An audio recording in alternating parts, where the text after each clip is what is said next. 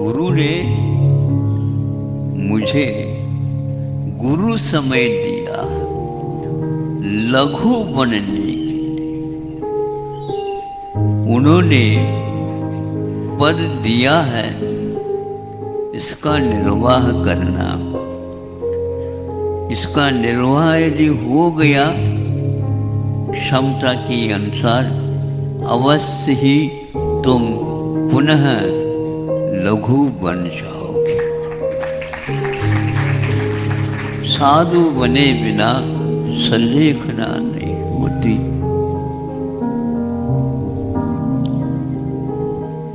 जिस पद को लिया है वह कर्तव्य करने के लिए है, दायित्व का निर्वाह करना है। किंतु वह पद कब तक?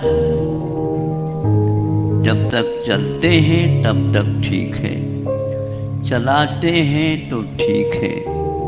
चलने में गति बिगड़ने लग जाए और चलाने में खींचना होने लग जाए। खींचना समझते हो? यदि उनको ले आओ, वो नहीं आता, खींच करके ले आओ। तो यहाँ पर खींचना तानी नहीं होना चाहिए। अपने अपनी उन्नति के लिए हमने ये पद, बहुत बड़ा पद स्वीकार किया है। किंतु जब इसको यथावत और आगे भी चलाना है तो योग की व्यक्ति को लेकर के उसके ऊपर यह दायित्व दिया जाता है। ये आगम है।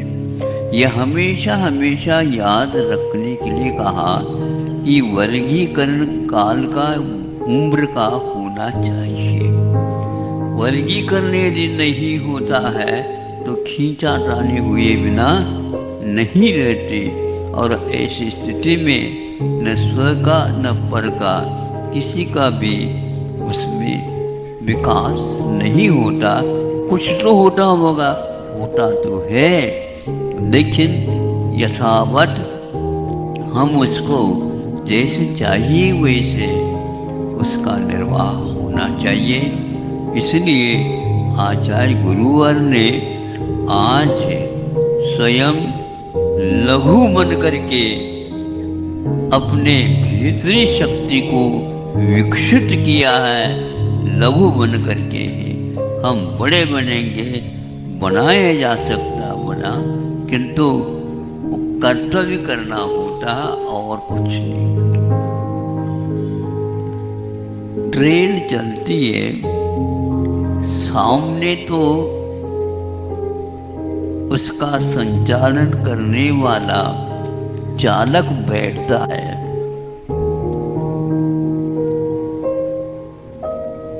ये इस छोर में है, और पीछे की छोर में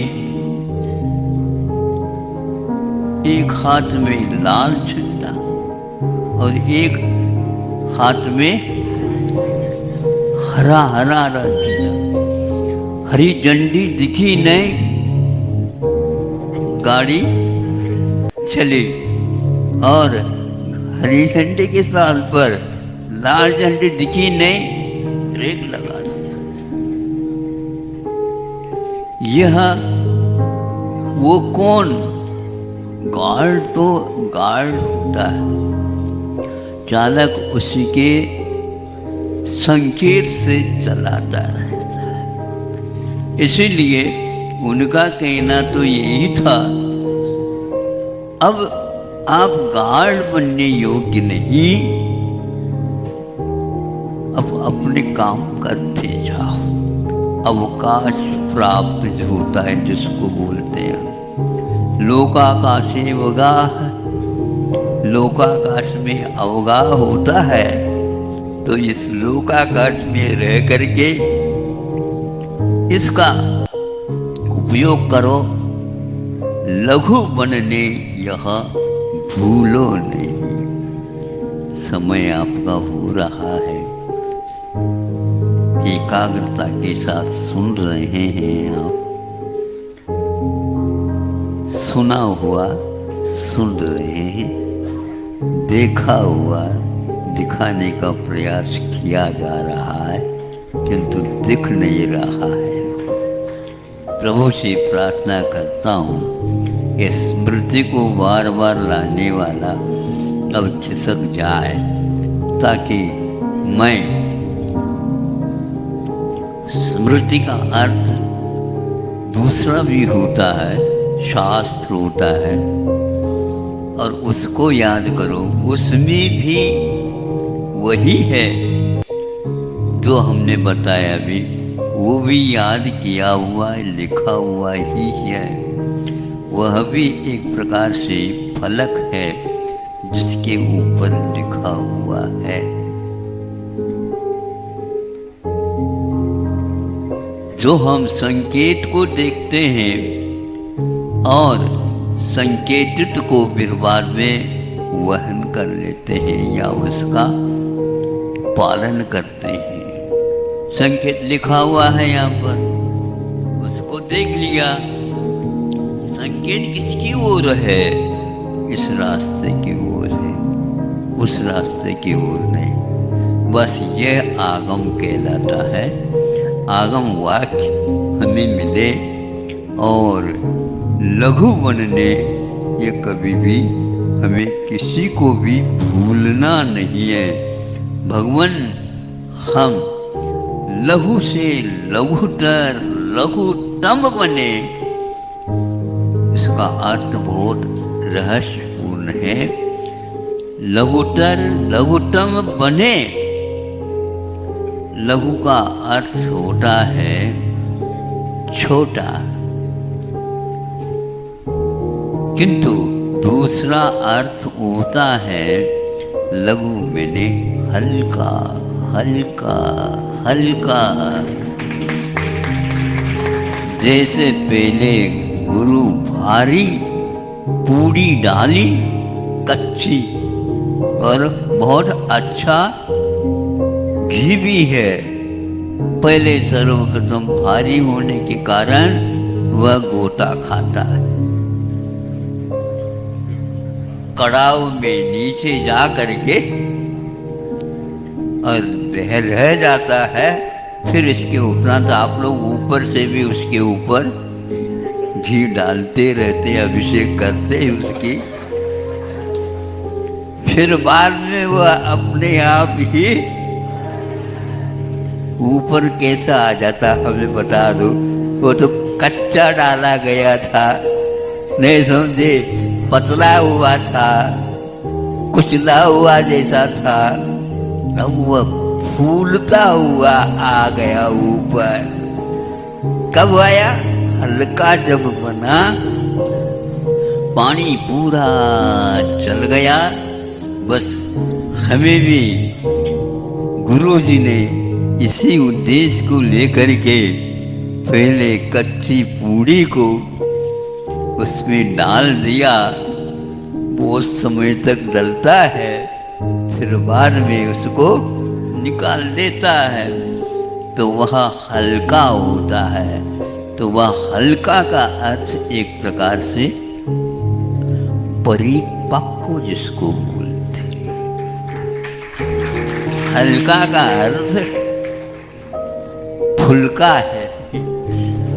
हल्का और फुल्का, तो फुल्का का अर्थ क्या होता है? अच्छा लगता है।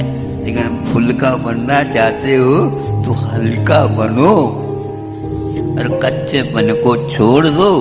अपरिपक्व दशा हमेशा हमेशा हमारे लिए जो बहुमूल्य वस्तु है उससे दूर रख देती है।